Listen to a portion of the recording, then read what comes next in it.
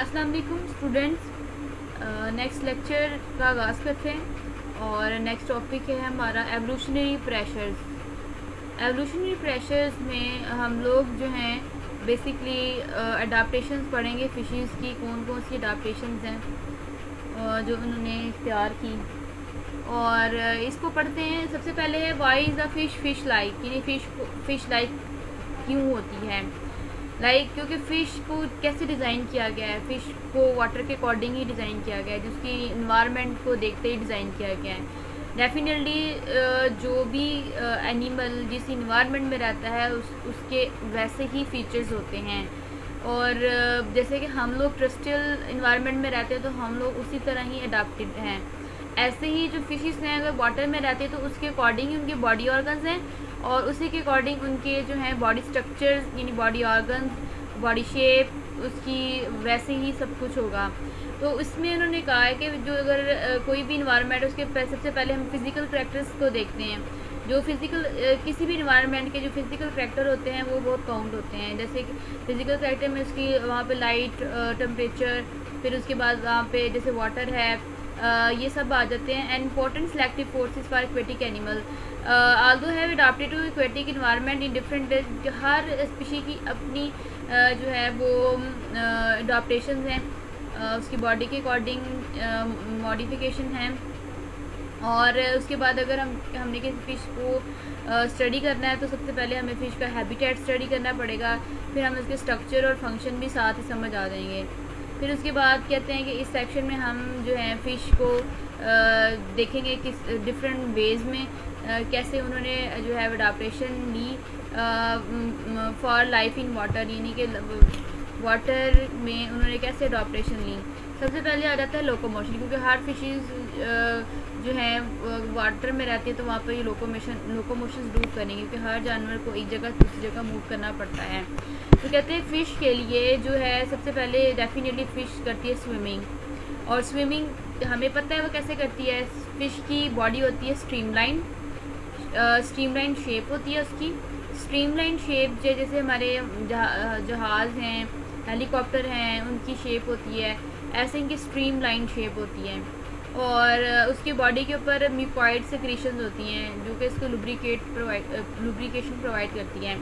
यानी कि फ़िश के जो है बॉडी के ऊपर जो है वो स्केल्स प्रेजेंट होते हैं, जिनमें कुछ में नहीं होते, किसी में होते हैं, किसी में नहीं होते। तो फ़िश की बॉडी के ऊपर जो म्यूकॉइड सेक्रीशन और उसके साथ स्केल जो प्रेजेंट होंगे उसकी वजह से वहाँ पर जो फ्रिक्शन है वो रिड्यूस हो जाती है। और उसके बाद कि जो और इसके अलावा फ़िश की प्रोटेक्शन में भी, क्योंकि वाटर में हमें पता है कि हम अपना हाथ अगर सारा दिन के लिए पानी में रखें तो हमारा हाथ गल जाएगा, लेकिन फ़िश क्यों नहीं गलती, इसकी वजह यही है कि इसकी बॉडी के ऊपर जो है वो म्यूकॉइड सेक्रीशन प्रेजेंट होती हैं।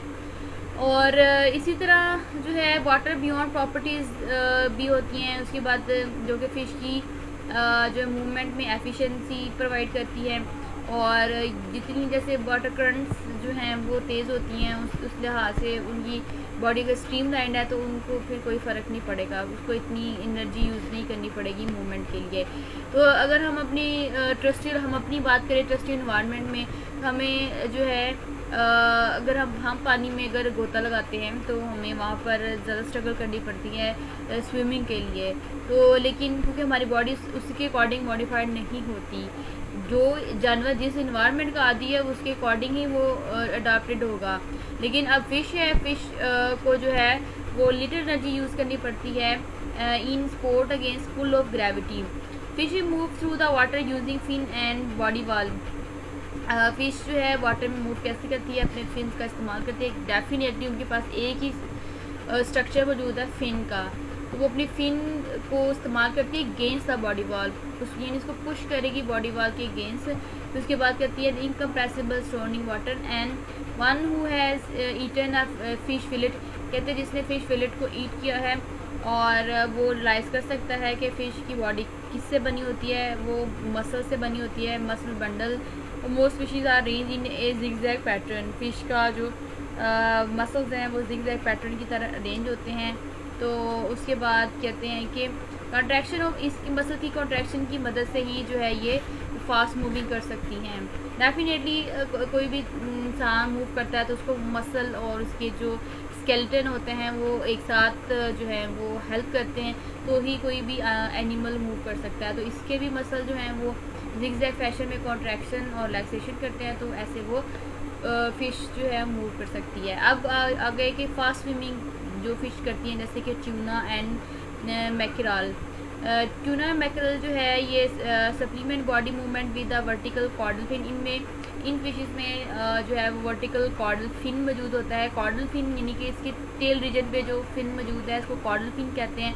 और इनकी आपने फिशेस देखी होगी कि इनकी जो शेप होती है वो फोक लाइक होती है, यानी वहाँ पर जैसे फोक होता है ऐसे इनकी शेप होती है। फोक की रीज़न ये होती है कि वहाँ पर जो है वाटर फ्रिक्शन जो है वो रिड्यूस हो जाती है। उसके अलावा जो है ये क्या कर सकते हैं, turbulence could cause turbulence and interference with forward movement. ये रिड्यूसेस टर्बुलेंस को रिड्यूस करता है, सस्पेंशन को जो है वो रिड्यूस करता है। इस वजह से फ़िश जो है इजीली फॉरवर्ड मूव कर सकती है।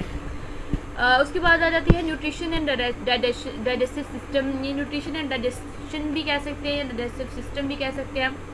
न्यूट्रिशन में यानी इसकी खुराक क्या है, डाइजेस्टिव सिस्टम यानी कि सिस्टम कैसा है। हम डाइजेस्टिव सिस्टम में मोस्टली यही पढ़ते हैं आते हैं, माउथ है, फेरेंक्स है, उसके बाद स्टमक आता है, फिर इंटेस्टाइन आ जाती है, उसके बाद इंटेस्टाइन के बाद इनका एनस आता है। तो ये कंप्लीट डाइजेस्टिव ट्रैक है। तो फ़िश में भी यही सिस्टम प्रेजेंट होता है। एक कुछ फिशेस में जो इनमें लोब्ड जो है कुछ इंटेस्टाइन लोब्ड होती हैं, कुछ में नहीं होती। ये कुछ की मॉडिफिकेशन है, कुछ की नहीं, लेकिन सब फिशेस में तकरीबन एक जैसा ही जो है वो डाइजेस्टिव सिस्टम प्रेजेंट होता है। अब न्यूट्रिशन में बात करें तो कोई फ़िश जो हैं जैसे मैं पहले बताया था, कुछ फ़िश जो हैं वो क्या कहते हैं प्लांट को ईट करती हैं, कुछ यानी कुछ स्क्वेंजर्स हैं, कुछ जो हैं फ़िल्टर फीडर हैं, कुछ जो हैं फ़िशेस प्लैंकटन ईटर होती हैं, कुछ फ़िशेस जो हैं कार्निवोर्स होती हैं। ऐसी फ़िश की मॉडिफिकेशन है वो उनकी ये मॉडिफिकेशन उसके जॉ में जो है वो चेंजेस होने की वजह से है, और इसके अलावा उनके माउथ के अंदर जो स्ट्रक्चर्स हैं उसकी मॉडिफिकेशन की वजह से इनकी जो है वो न्यूट्रिशन होगी, यानी कि उनकी वो डाइट क्या होगी उसके उनके माउथ के अकॉर्डिंग होगी। डेफिनेटली जिसमें दांत होंगे जिस फिश में वो कार्निवर्स होती है, जिसमें दांत नहीं होते तो वो या फिल्टर फीडर होती हैं या फिर जो है वो प्लांट ईटर होती हैं। वो छोटे छोटे जो हैं इनवर्टिब्रेट्स को ईट करती हैं फिल्टर फीडिंग के मैकेनिज्म से, या स्क्वेंजर्स भी हो सकती हैं। अब इसको पढ़ते हैं जो अर्लीस्ट फिशेस थे वो उनके करैक्टर क्या था, वो फिल्टर फीडर थे और स्क्वेंजर थे। और इन्होंने ये जो एंशियंट सी फ्लोर में उन्होंने वहाँ पर जो है वो सिफ्टेड बनाए, सिफ्टेड यानी कि वहाँ पे उन्होंने होल बनाए होते हैं, तो वहाँ पर वो रहती थी। फिर वहाँ पर जो है वह क्या करती थी कि डिकेइंग ऑर्गेनिक मैटर और एनिलीज और मोलस्कस और बॉटम डिवेलिंग इन्वर्टिब्रेट को जो है वो डिके करती थी। उसके बाद आ जाती है fish nutrition dramatically change when the evolution of jaws. जब भी मैंने बताया कि जॉज पे डिपेंड करता है, जैसे ही फिश का जॉ होगा उसके अकॉर्डिंग उसकी फीड होगी। Transform early fishes into efficient predators.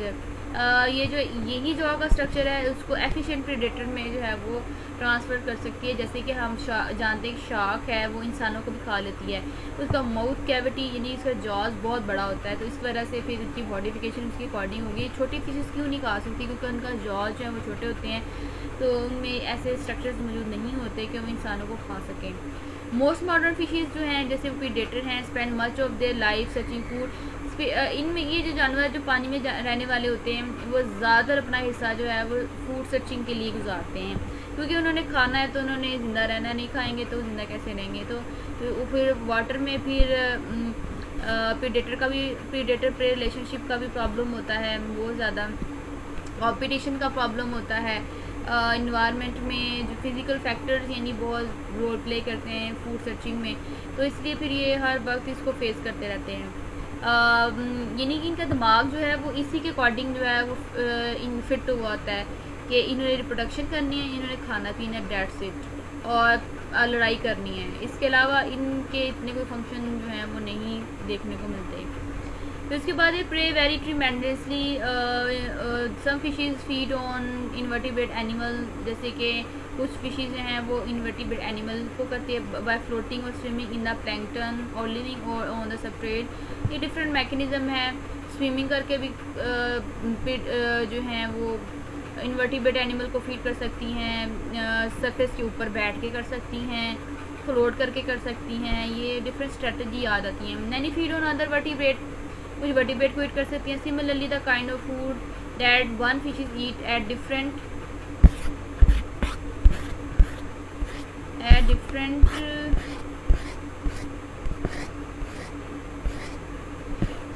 Times in its life varies. हाँ, इन्हीं के जिस इनके डिफरेंट टाइम में डिफरेंट जो है फूड होगी। जैसे कुछ अगर फ़िश के लार्वा है उसकी फीड कुछ और होती है, जब वो एडल्ट में हो जाती है तो यही ट्रांसफार्म होके इनकी चॉइस चेंज हो जाती है, क्योंकि स्ट्रक्चर चेंज हो जाते हैं। पहले मैंने बात बताई कि इनके स्ट्रक्चर पे डिपेंड करेगा, इनके माउथ के स्ट्रक्चर के ऊपर, और जैसे इनके बॉडी ऑर्गन डेवलप होंगे उसके अकॉर्डिंग ये फीड करेंगे। अब जैसे लार्वा है, लार्वा जो है प्लैंकटन ईटर होता है, और जबकि लार्जर प्रे होता है वो एनिलिड को भी खा लेते हैं, स्मॉलर फिश को भी खा लेते हैं।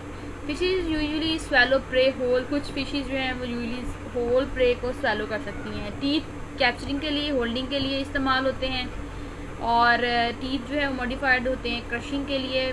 जैसे कुछ फिशेज में जो है वो कुछ मोलस्कस ईटर होती हैं तो उनके शेल इसके अकॉर्डिंग मॉडिफाइड होते हैं कि उनके शेल को क्रश कर सकती हैं। और द एक्सोस्केलेटन ऑफ आर्थ्रोपोड के एक्सोस्केलेटन को भी जो है वो क्रश कर सकती हैं।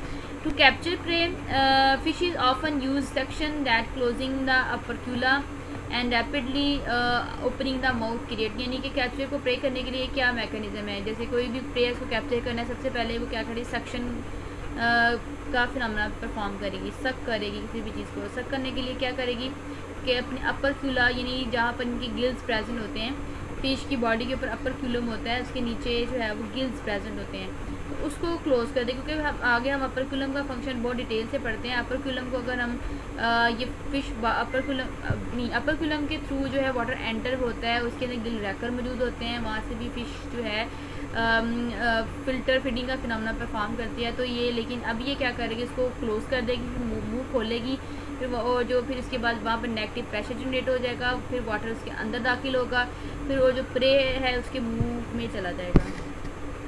तो उसके बाद other feeding strategies also have evolved. Fishes hurling है, जैसे पैडल फिशेज हैं, एंड व्हेल शार्क हैं, और फिल्टर फीडर्स होते हैं। लॉन्ग गिल प्रोसेस का gill rakers, trap plankton while the fish is swimming through the water with its mouth open. Gill raker मौजूद होते हैं इनकी बॉडी के ऊपर। ये जो गिल रैकर है, अभी मैं आपको इसका स्ट्रक्चर जो है वो दिखाती हूँ कि इनके पार्ट्स क्या हैं बेसिकली। जी स्टूडेंट्स, ये आप देख सकते हैं यहाँ पर, ये एक जो है वो हमने पोर्शन लिया हुआ है इसका फिश के जो है वहाँ पे गिल्स का, तो उसको हमने डायसेक्ट करके यहाँ पर खोल के दिखाया हुआ है। तो ये आर्क है, इसकी गिल आर्क इसको कहते हैं, यानी कमान की तरह जो शेप है इसकी गिल आर्क है। ये कार्टिलेजिनस जो है वो स्ट्रक्चर है सेंटर में जो नज़र आ रहा है।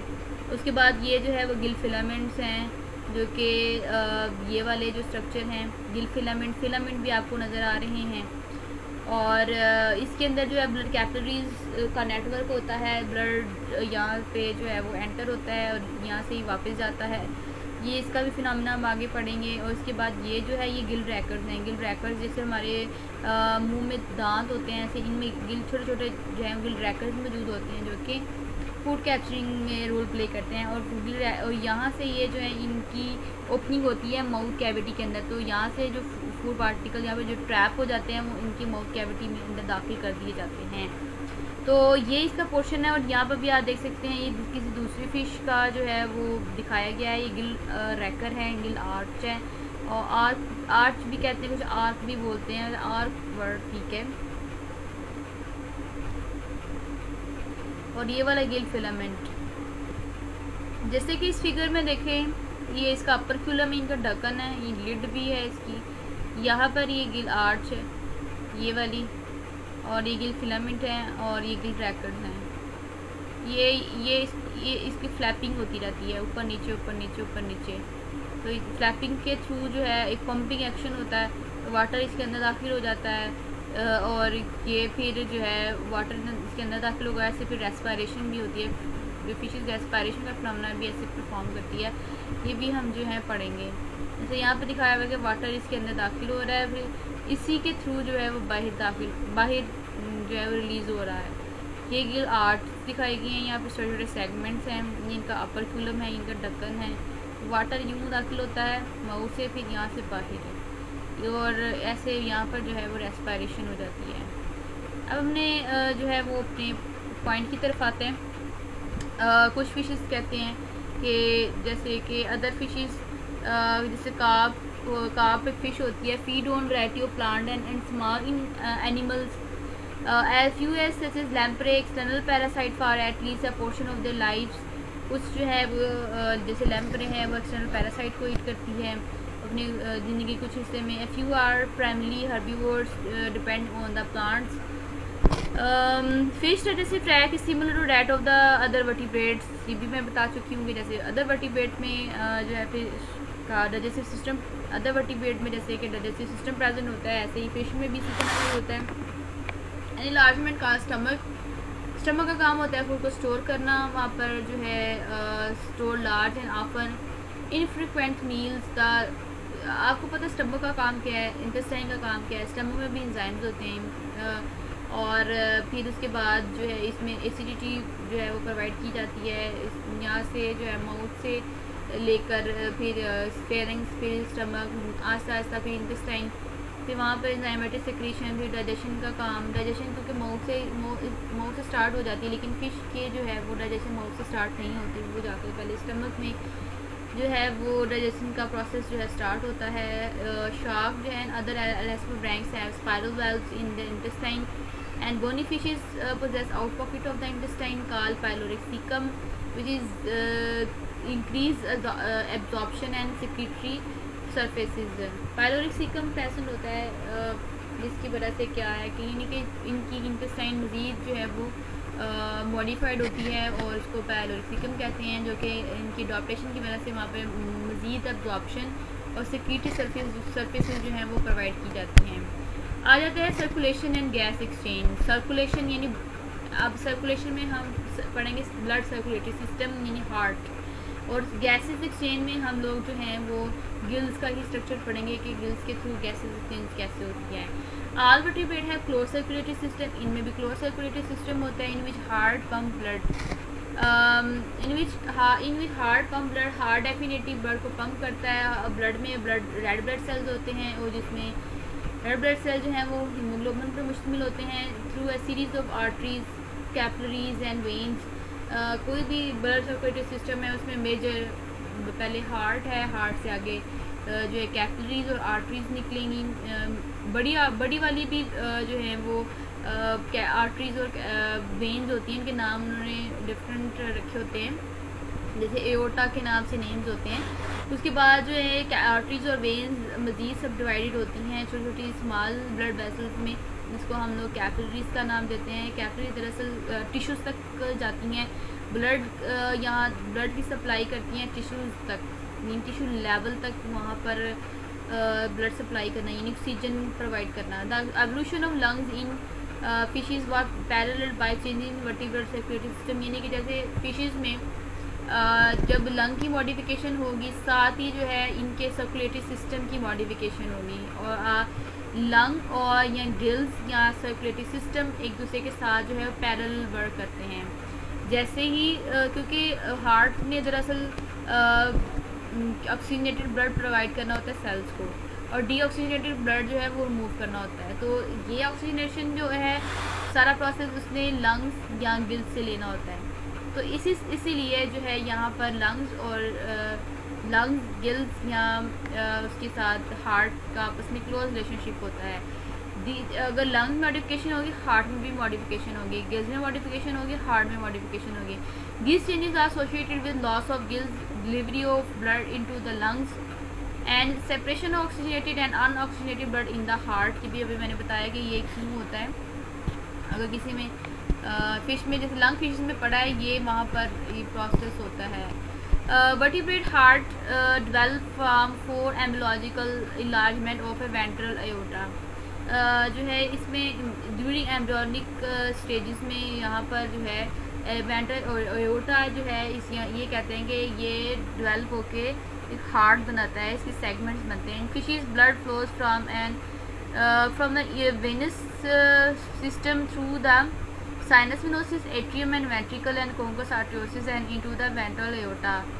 ये जो है ये कैसे जो है प्रोसेस कैसे चलता है, पहले ब्लड साइनस वेनोसिस से एट्रियम में आता है, फिर वेंट्रिकल में दाखिल होता है, फिर कोंकस आर्टियोसिस से में दाखिल होता है, वहाँ से फिर ये वेंट्रल एओर्टा के थ्रू जो है ये बाहर निकल आता है. ये प्रोसेस मैं यहाँ आपको पिक्चर की मदद से समझाती हूँ कैसे होता है. तो स्टूडेंट्स हम ये पढ़े थे सबसे पहले यहाँ पे जो है देखें कि ये एरो दिखाया गया है. एरो जो है वो उसकी डायरेक्शन बताई गई है कि ब्लड कैसे किस पार्ट में मूव करता है.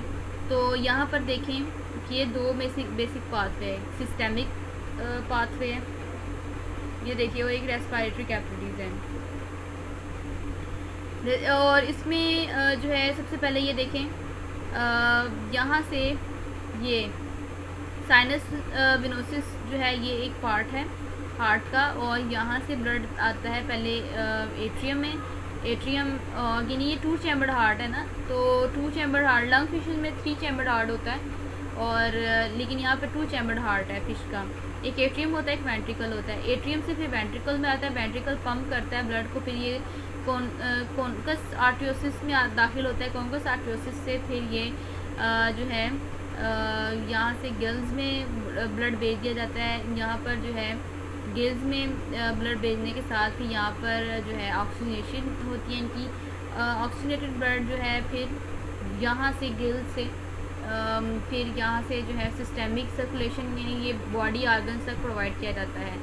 यहाँ से फिर बॉडी आर्गन में जब ये इन टिश्यू तक पहुँच गया तो फिर यहाँ से फिर डेफिनेटली जब ये टिश्यूज़ ने इनको ले लिया है तो यूज़ कर लिया, तो फिर वहाँ पर यूज़ करने के बाद ऑक्सीजन यानी यूज़ हो गया, तो फिर क्या होगा, फिर वहाँ से ऑक्सीजनेटेड ब्लड में चेंज हो जाएगा.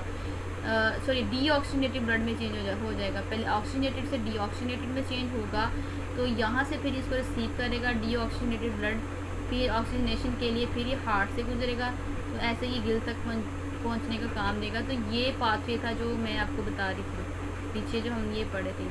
तो जब ये कहा है कि जब यहाँ पर इस पोर्शन पे जब ये यानी कोंकस आर्टियोसिस आगे जो है मजीद 5 है वो ब्रांचेस में तब्दील हो जाता है. इस पॉइंट पर हम इसको देखते हैं. यहाँ पर है कि ब्लड इस साइनस वेनोसिस से एट्रियम, वेंट्रिकल, फिर conus arteriosus and into the ventral aorta. ठीक है. फिर उसके बाद 5 efferent vessels carry blood to the gills where the vessels branch into capillaries है. यहाँ पर इसकी जो है वो पिक्चर दिखाई गई है. यहाँ से 5 एफरेंट आर्टियोल्स जो हैं वो क्या करते हैं गिल्स तक आते हैं और यहाँ से ब्रांच ऑफ होते हैं, तो फिर कैपिलरीज में चेंज हो जाते हैं. यहाँ से फिर जो है एफरेंट आर्टियोल इस ये जो ऑक्सीजनेटेड ब्लड है इसको जो है वो कलेक्ट करता है, फिर इसको डोर्सल एओर्टा में भेजता है. डोर्सल एओर्टा से फिर ये जो है पूरी बॉडी में डिस्ट्रीब्यूट कर दिया जाता है. इसकी दूसरी पिक्चर देखते हैं, जैसे कि यहाँ पर दिखाया हुआ है ब्लड सर्कुलेशन. ये जो रेड लाइन है ये आर्टरीज़ हैं और ऑक्सीजन रिच ब्लड है, और ये हार्ट दिखाया गया है, जबकि ब्लू लाइन है जो ऑक्सीजन पुअर ब्लड दिखाया गया है, और ये ब्लू यानी वेन्स को ज़ाहिर कर रही हैं. और ये बॉडी कैपिलरीज जो हैं वो दिखाई गई हैं, ये आगे जो मज़ीद ब्रांच हुई हुई हैं. आगे गिल कैपिलरीज, ये गिल कैपिलरीज हैं. ठीक है. ये हार्ट है. यहाँ पर एक सर्कुलेशन दिखाई गई है, वही एक गिल सर्कुलेशन है, एक सिस्टेमिक सर्कुलेशन है. ये सिस्टेमिक सर्कुलेशन ये एग्जाम्पलरी डायग्राम है. ये जो है बेसिकली बॉडी ये टिश्यूज़ दिखाए गए हैं. यहाँ पर एट्रियम, वेंट्रिकल, आर्टरी और वेन्स. ये बाकी पाथवे जो है वो ऐसे ही होगा, ऐसे इस वे में. ये एक ट्रायमेट्रिक जो है रिप्रेजेंटेशन दिखाई गई है.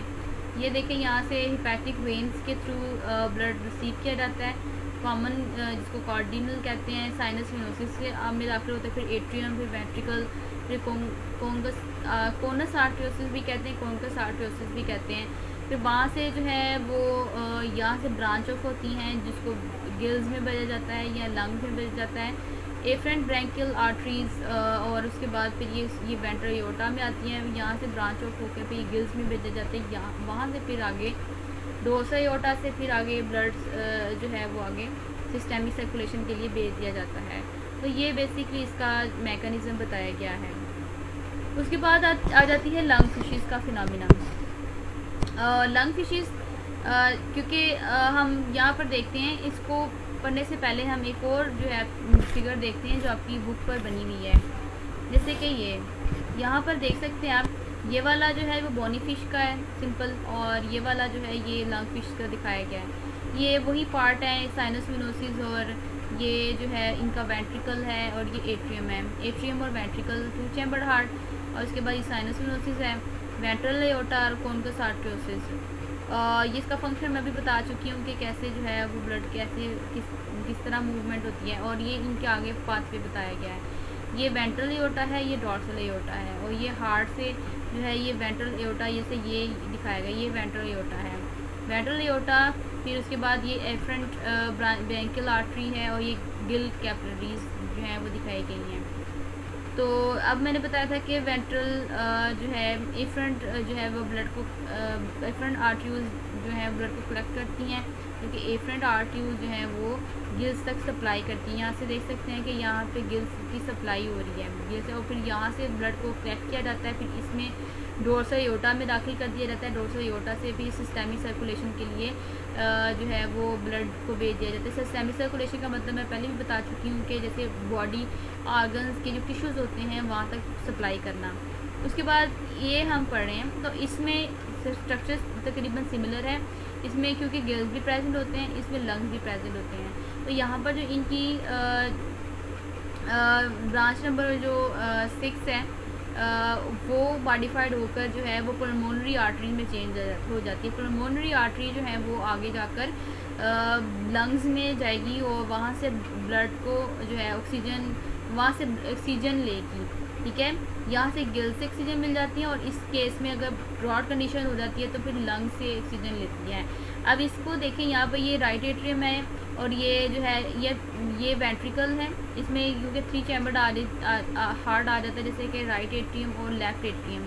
लेकिन यहाँ पर देखें ये सेपरेशन भी है इनमें, और यहाँ पे स्पाइरल वेल्व जो है इनको सेपरेशन प्रोवाइड करता है। और इसमें जैसे कि हम एम्फीबियन का हार्ट पढ़ते हैं, बिल्कुल इसी तरह इनमें जो है वो हार्ट का सिस्टम है, और ये इनकी पल्मोनरी वेन्स है जो कि लंग्स की तरफ से आ रही हैं।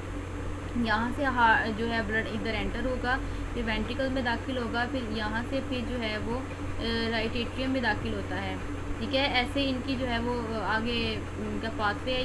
ये बेसिकली हम इसको पढ़ते हैं आगे। इसको मज़ीद समझने के लिए मज़ीद जो है कुछ पिक्चर्स को देखते हैं कैसे इनमें जो है वो होती है सर्कुलेशन। इसमें जो है ऑक्सीजनेटेड और डी ऑक्सीजनेटेड ब्लड को सेपरेट रखा जाता है, यानी मिक्सिंग के चांस बहुत कम होते हैं इसमें। यहाँ पर देखें ये 2 रास्ते हैं, एक गिल्स का है, उसके बाद ये लंग्स का है। और यहाँ से पल्मोनरी सर्किट शुरू हो रहा है, और ये जो रेड लाइन है ये शो कर रही है ऑक्सीजनेटेड ब्लड है, और ब्लू लाइन शो कर रही है डी ऑक्सीजनेटेड ब्लड है। अब यहाँ से देखें गिल्स से जो है वो ऑक्सीजनेटेड ब्लड आ रहा है, और ये अगर गिल्स को यूज़ करते हैं तो ऑक्सीजनेटेड ब्लड जो है वो यहाँ पे सिस्टेमिक कैपिलरीज को भेज दिया जाता है। और सिस्टेमिक कैपिलरीज जब यहाँ पे इसके टिश्यूज़ यूज़ कर लेते हैं इसको ब्लड को ऑक्सीजनेटेड ब्लड को, यहाँ से यही जो डी ऑक्सीजनेटेड ब्लड है ऑक्सीजन पुअर ब्लड जिसको कहते हैं, वहाँ से ये ब्लू लाइन में जो शो हो रहा है यहाँ से फिर वापस हार्ट में भेजा जाता है। हार्ट इसको एट्रियम से वेंट्रिकल में पंप करती है, और वेंट्रिकल फिर इसको जो है भेज दिया जाता है गिल्स में भेज दिया जाता है यहाँ पर, अगर ये गिल्स को यूज़ कर रहे हैं। लेकिन अगर हम बात करते हैं इन केस ऑफ लंग्स, तो लंग्स में फिर यहाँ से ही वापस जो डी ऑक्सीजनेटेड ब्लड है फिर उसको लंग्स में भेज दिया जाता है। लंग्स से ये आ जाती है पल्मोनरी सर्किट, और पल्मोनरी सर्किट में फिर यहाँ पर लंग्स के जो हैं वो आ जाते हैं टिश्यूज़, और फिर यहाँ से ऑक्सीजन जो है क्योंकि डी ऑक्सीजनेटेड ब्लड जो है यहाँ से ऑक्सीजन पुअर ब्लड जिसको कह सकते हैं, और फिर क्या होता है कि जब ऑक्सीजन यहाँ पर इनटेक होती है इसी ब्लड में, तो ये रेड हो जाता है। रेड मतलब इस पिक्चर में रेड दिखाया गया है, वैसे रिप्रेजेंटेशन वैसे इंटरनली ऐसे ब्लू और रेड नहीं होता, लेकिन सिर्फ हम एक्सप्लेनेशन के लिए जो है ब्लू और रेड का जो है वो यूज़ कर सकते हैं। लेकिन इसलिए मैं कह रही हूँ जैसे ब्लू है, ब्लू का मतलब ये नहीं, दोबारा मैं बता रही कि डी ऑक्सीजनेटेड ब्लड है, यहाँ से फिर ये ऑक्सीजनेटेड में चेंज हो जाता है, फिर ये वापस ऑक्सीजनेटेड ब्लड फिर ये आता है इसमें हार्ट में आता है, फिर उसके बाद एट्रियम और वेंट्रिकल, और फिर उसके बाद फिर ऐसे ही ये वापस इस सिस्टमिक सर्कुलेशन के लिए उसको ट्रांसफ़र किया जाता है। तो ऐसे जो है वो लंग फिश पार्शली डिवाइड करती है एट्रियम और वेंट्रिकल को, ऑक्सीनेटेड और डी ऑक्सीनेटेड ब्लड को। लेकिन जो पर्पल लाइन शो कर रही हैं कि इसमें कुछ मिक्सिंग हो गई है ऑक्सीनेटेड और डी ऑक्सीनेटेड, ये इतनी ज़्यादा नहीं होती लेकिन कम होती है, क्योंकि डेफिनेटली जब इसने इन दोनों ब्लड ने एक ही कैपिलरी से गुजरना है तो फिर कुछ ना कुछ जो है वो कलर आ जाता है, यानी मिक्सिंग हो जाती है।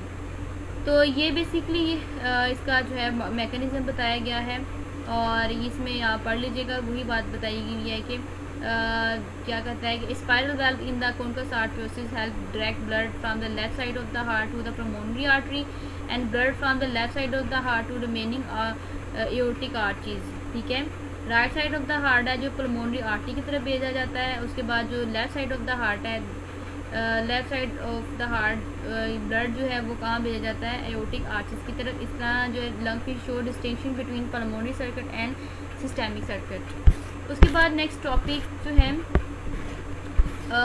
Gases exchange. गैस एक्सचेंज जो है ये हम पढ़ लेते हैं इसको। Gas exchange fish live in environment there contain 2.5% of the oxygen present in the air, यानी कि वाटर में बहुत कम ऑक्सीजन होती है, लेकिन जो ट्रस्ट इन्वायरमेंट में ऑक्सीजन बहुत ज़्यादा होती है। तो इस एडिकेट इन्वायरमेंट में ऑक्सीजन लेने के लिए फ़िश को बहुत ज़्यादा वाटर जो है गिल से पास करना पड़ता है। तो पास करने के लिए फिर जो है वो पास करेगी तो वहाँ से फिर ऑक्सीजन ले सकती है, फिर अपनी बॉडी का ऑक्सीजन को मैकेनिज़्म को मेंटेन करने के लिए ये सब प्रोसेस करना पड़ता है। अब इसमें फ़िश है मस्कुलर पंपिंग मैकेनिज़्म, जिसमें आ जाता है to move water into the mouth and pharynx over the gills, यानी अभी मैंने बताया कि माउथ से वाटर दाखिल होगा, फिर फेरेंक्स से, फिर over the gills and out of the fish through Gill opening में, वहाँ से गिल ओपनिंग से आउट हो जाएगा। यानी फ़िश वाटर पीती है, पीने से मुराद ये कि मुँह खोलती है, वाटर उसके अंदर दाखिल हो जाता है।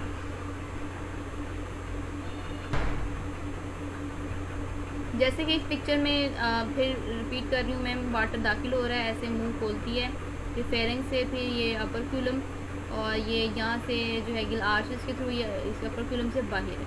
तो ऐसे वाटर जो है वो बाहर निकलता है, रेस्पिरेशन का फिनोमेना होता है। उसके बाद ये क्या है, मसल सराउंडिंग द फेरेंक्स के some elasmobranchs and open ocean bony fishes, यानी लैस्मो ब्रैंक और बॉनी फिशेज क्या कर and tuna maintain water flow by holding their mouth open while swimming के दौरान ये फिशेज मुँह खोल के रखती हैं, वाटर उनके अंदर दाखिल होता है और ऐसे रेस्पिरेशन हो जाती है, और इसको कहते हैं ram ventilation.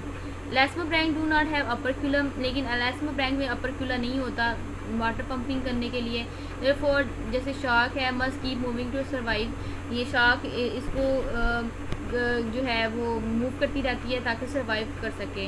Other move water over, यानी शार्क में ही मौजूद होता है लेकिन लैस्मो ब्रैंक में मौजूद नहीं होता, ये इसको करती रहती है ताकि सर्वाइव कर सके। Other move water over the gills with a pumping mechanism, ये सारा पंपिंग मैकेनिज्म होता है, अपर फिल्म खुलता है, फिर वहाँ से ये सारा वही प्रोसेस बताया हुआ है। फिश है gill bar with external flaps that close and form a cavity functioning similar to the opercular cavity of the other fish. ये भी मैंने बताया कोई फिश में जो गिल बार्स होते हैं उसके साथ एक्सटर्नल फ्लैप्स होते हैं, जो अपर क्यूलम है जैसे वही एक्सटर्नल फ्लैप्स हैं और उसमें गिल बार मौजूद होते हैं, ये सारा फंक्शन वही बताया।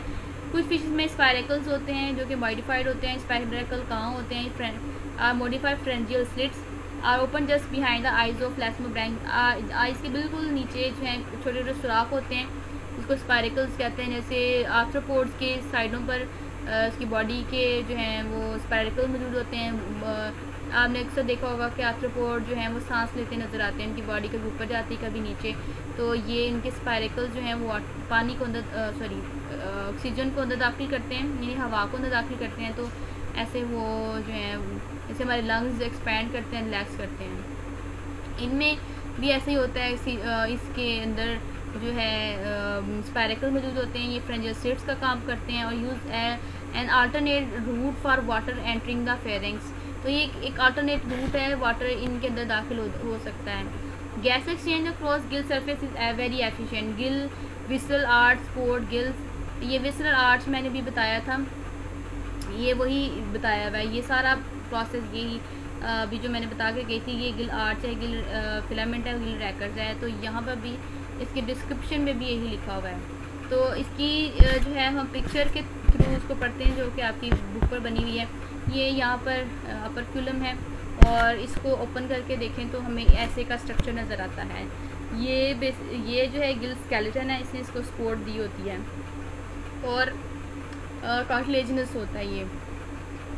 और इसके बाद ये जो रेड लाइन है और ब्लू लाइन है, ये आर्टरीज और वेंस को दिखाया गया है। ये इफरेंट ब्लड वेसल्स हैं। और उसके बाद ये मैंने बताया था जैसे गिल आर्ट्स के अंदर, गिल फिलामेंट के अंदर जो है ब्लड सप्लाई होती है, तो ये वाटर यूँ दाखिल होता है और जो है ब्लड इस तरफ मूव करता है। तो इनका जो है वो काउंटर करंट मैकेनिज्म होता है। जैसे माउथ कैविटी में वाटर ऐसे दाखिल हो रहा है तो लेकिन ब्लड इसी अपोजिट मैनर में दाखिल हो रहा है। तो इसकी जो है वो यहाँ पर भी ये लैमेला है, वाटर ऐसे फ्लो हो रहा है, ब्लड अपोजिट डायरेक्शन में मूव करता है। इस मैकेनिज्म को काउंटर करंट मैकेनिज्म कहते हैं। तो इस जैसे ये यहाँ पर दिखाया गया है, वाटर की डायरेक्शन जो है इस तरफ है और जो ब्लड है वो उसकी अपोजिट डायरेक्शन में मूव कर रहा है। तो जैसे ही वाटर इनके गिल फिलामेंट में दाखिल होगा और ब्लड इस डायरेक्शन में मूव करेगा अपोजिट डायरेक्शन में, तो ये काउंटर करंट मैकेनिज्म के रोल प्ले करेगा। जिसमें देखेंगे वाटर में 100% अगर ऑक्सीजन है तो ये यहाँ पे 90 लेवल हो रहा है, 70 से 60 हो रहा है, 40 से 30, 15 से 50%, यानी ये वो ऑक्सीजन की मिकदार है जो ब्लड में दाखिल हो रही है। तो ये ए, सी और डी दिखाया गया है। ये देखें, ये यहाँ पर कॉमन एक्सचेंज होता है, 50-50 भी हो जाता है, 70-30, ठीक है। तो ये electron microscope graph tip of the trout Gill filament जो है दिखाया गया है। तो ये इनमें गैस एक्सचेंज इस मैकेनिज्म के तहत होती है।